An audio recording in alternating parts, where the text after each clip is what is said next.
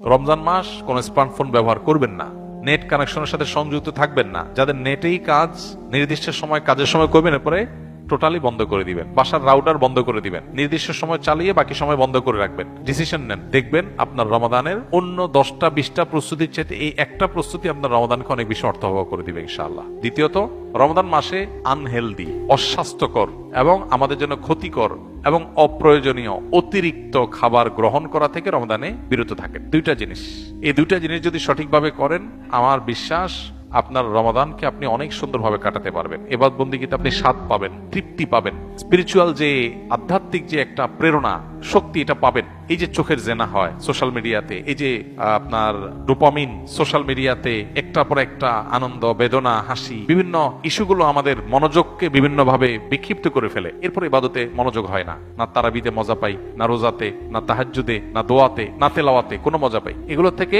আপনার সঠিক সুফলটা পেতে হলে আপনাকে নিয়ন্ত্রণ করতে হবে দুটা জিনিস। অনেক জিনিসের খোলাসা দুটা জিনিসের মধ্যে চলে আসবে। অতিরিক্ত খাদ্য গ্রহণ, অস্বাস্থ্যকর খাদ্য গ্রহণ না করে পরিমিত ভালো খাবার গ্রহণ করেন, স্বাস্থ্য ভালো থাকবে, ভেতর থেকে শক্তি পাবেন।